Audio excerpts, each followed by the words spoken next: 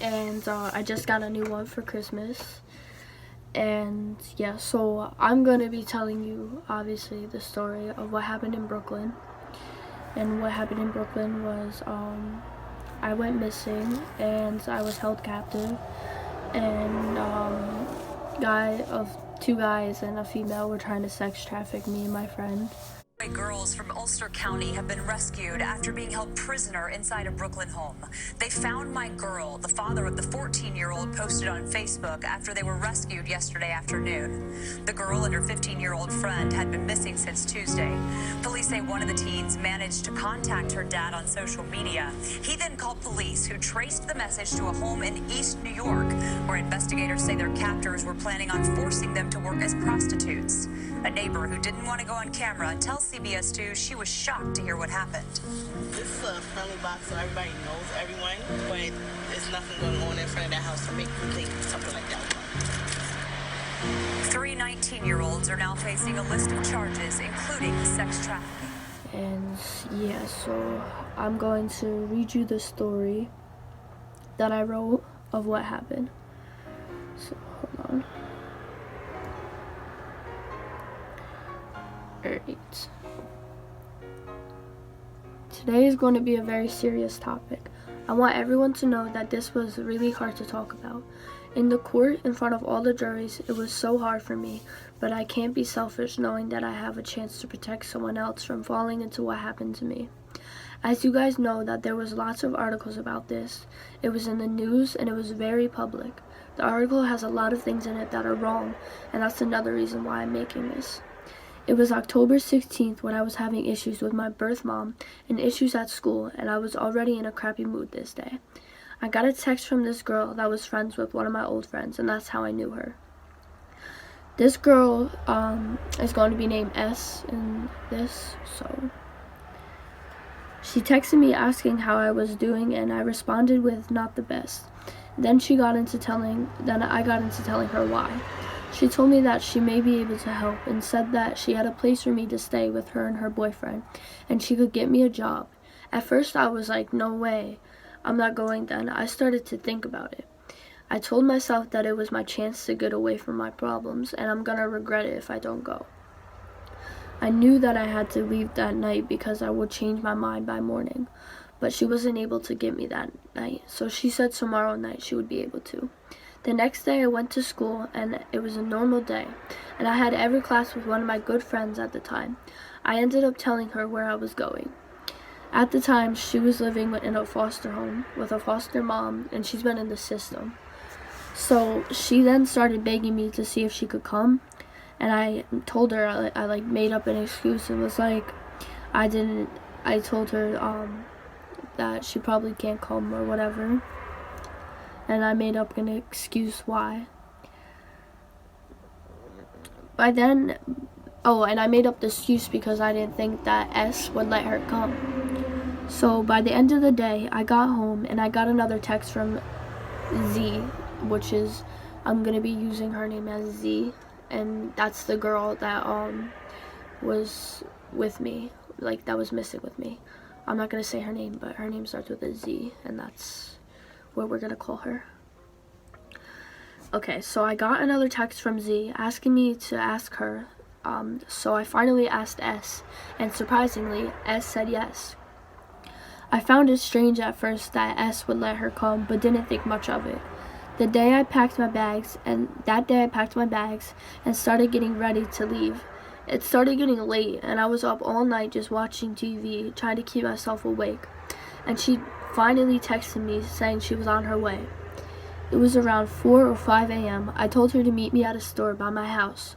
I walked there and she was in the car with two black men, and when I got in, she said that one was her boyfriend and the other was his friend.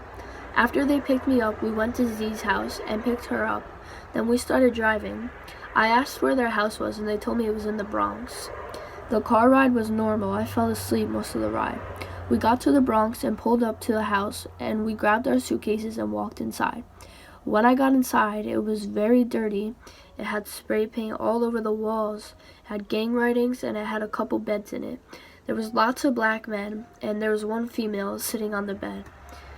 They told us it was called the Trap House. and that we would sleep here tonight. I already started regretting my decision, but I knew it was too late now. I was very tired, so after they showed me the bed, I fell asleep, and my friend was up still when I woke up at like 12 o'clock p.m. It was like the next day. It was the next day, and Z said that she had done drugs and had sex with one of the guys. I started telling her that I wanted to go home, and she started talking me into staying. After I woke up, I got dressed, and S and the female that was at the trap house, which was the one that was sitting on the bed, her name is Nevi. We're gonna call her Nevi. So Nevi told me that she was going to be going somewhere else, that we were all going to be going somewhere else, but not to say anything to the couple of men in the house. Then we walked out the door and were sitting outside for a while. Then two guys that I had seen in the trap house pulled up in a car. S said to go in, so me and Zoe got in the car. They followed us. She said we would be going up to Brooklyn, and I asked why, and she told me that the guys that we were with in the other trap house were bad for business. I didn't understand what she meant. We got to Brooklyn, and then we parked the car and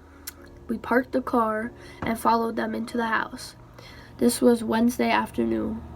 After we went to go get one of the females, after we got into the house, we went to go get Nevi's clothes from her parents' house. While we were on our way, one of the guys mentioned that we had to change the license plate because they were driving a stolen car.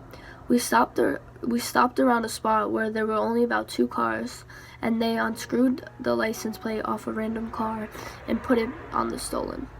After we went to get her clothes, she brought a dog with her into the car. The dog looked like it had been starved and beaten. She said that it was her dog and that her parents were mistreating it or whatever. And the guys that were driving the car were fine with it. After we went back to the house, and for the rest of the day, we didn't do much but clean up the house. Thursday morning comes by, and this was one of the worst days while I was there. We woke up around 10:30, and we were supposed to do stuff today. So all of us got dressed and showered. By the time we were all finished, it was around 1, and we got into the car, and one of the men named Rudy pulled me aside and asked if I had experience before. I told him and felt really uncomfortable for him asking me that, and I said no, I was a virgin. And he told me that he had to fix that. Then I turned to S and asked her what he meant, and she told me that he probably just likes you or something. And I was very creeped out by that. We arrived at a hairdresser's shop, and there were lots of men outside it. My stomach started to hurt because I was anxious and felt very nauseous. We were there for about an hour, then we got into the car, and there were a few more men in the car with us from the hairdresser's shop. I told Donald, the other guy, that my stomach hurt, and he said that he had a pain relief, and he gave me 4 pills of pain reliever. I took them, and I don't know, they weren't pain relief, or I don't know what they were, but they weren't pain reliefs. So I took them, and then I don't remember a lot after, but we went to one of the guys from the hairdresser's house. We all went inside, and I have little bits of memories of myself screaming while I was held down by S and the other girl, and I was begging Zoe to help as she watched that night I was raped. The next day, S wasn't with us no more, and I didn't know where she went. I was in a lot of pain this day, which was Friday, October 20th. We had to go to the store, and I wanted to stay back, but they made up an excuse why I couldn't stay back. After I got dressed, we were driving out, and the brakes went out, and we crashed into a car. They tried driving off, and then we crashed right into another car. And after we crashed into that car, we all got out of the car except the driver, who was Rudy. Nevi told us to walk back with her, and the other male, who was her boyfriend, was with us. I was so sick and felt like puking everywhere, but I kept walking. I wanted to leave so bad, but I was also in so much pain. I just wanted to leave, and that's all I wanted to do. The brakes started working in the car again, and Rudy had to go see his uncle in Harlem that night. We got to his house and we all went inside. We were there for a while, and we got to his uncle's house and we all went inside. We were at his uncle's house for a while, and I asked his uncle for the Wi-Fi password because I didn't have any servers, and everyone wasn't paying attention when I asked him. He gave it to me right when I got the Wi-Fi password. I tried video chatting my dad, and my dad didn't answer, but they heard me video chatting my dad because my volume was turned up, and Nevi got really angry and told the males she would handle it, and then walked with me into the hallway and slammed my head into the wall and told me not to make this mistake again. The next day came by, and right when I woke up, everyone else was up. I started getting dressed and putting my clothes in my suitcase. I tried talking to Rudy, and I told him I wanted to leave, and he told me no, so I got my suitcase and tried going out the door, and Rudy comes from behind me and grabs my neck and slams me back into the wall, and he told me that if I ever tried leaving again, that he's going to hurt me. Nevi came into the room and asked what was going on. Rudy told her that I was trying to leave. She took me into the next room, went in her purse, and got a closed pocket knife and was holding it in her hand.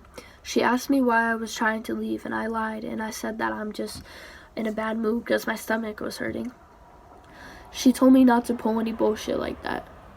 An hour later, Nevi got a phone call from a guy in her phone contacted as boss. After she got the call, Rudy and her started talking, and then they pulled me to the side and told me that Zoe already knew, but there was going to be a party tonight, and me and Zoe were supposed to strip, and they wanted to have a bargain to see who would pay more money for me or Zoe. I told them I can't do that, and they said I have to do about the party tonight. They told me that I was supposed to strip, me and Zoe were supposed to strip, and they were gonna have people buy us to have sex with them. And this was like old men and stuff. Hold on, where am I? Sorry. Probably good to see. I told them I can't do that, and they said I have to, and I don't, and they told me that I didn't want to make them angry.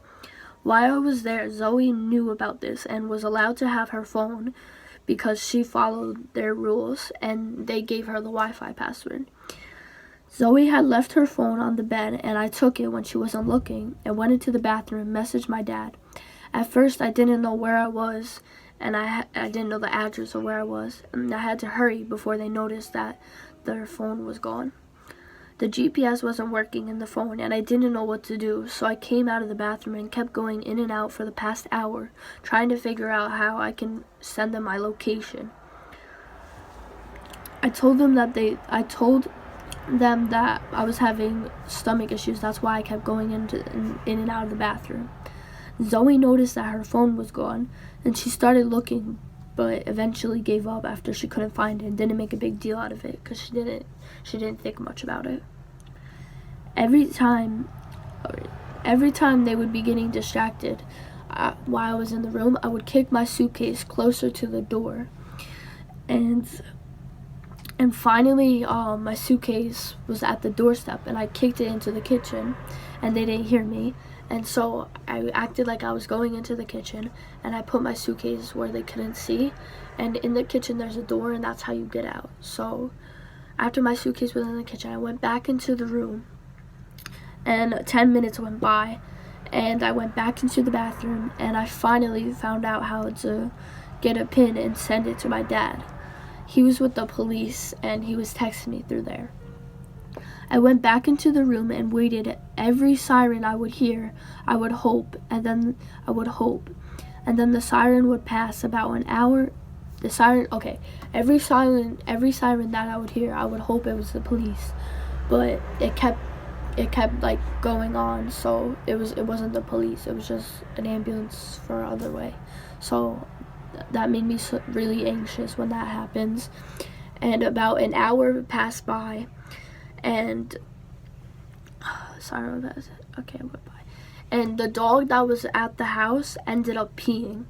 They weren't paying much attention, so I grabbed the leash and acted like I was taking him outside. And since my suitcase was in the kitchen and they didn't know,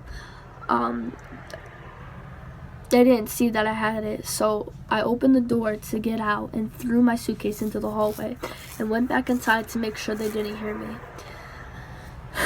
They were distracted, so I grabbed the leash and ran down the hallway with the dog. As soon as I got out, seeing the police was the best feeling after thinking I wasn't gonna ever see my family again. They asked me if I was the missing girl in the photo, and I said yes. Then they went inside the house and got everyone in handcuffs, and they took me and Zoe to the hospital, and then to the police station where my dad ended up meeting me. Hold on. 10/21/17 was the day I got rescued, and I will never forget that day. If anyone ever feels like they need to run away or not in a good situation, you can always talk to me. I know what it's like and I've been through it. Thank you to everyone that took their time and listened to me. That is really important. The situation that I was in was so scary, and I never want to be in that situation again. And trust me, you don't either. It's the worst feeling in the world. If you ever need to talk, or if you ever have that feeling where you just want to run away, please, please, please talk to me. I can help. I've been through the situations. I've been through this whole thing, and I just don't want to see you end up like I did. So, have a good day. Bye.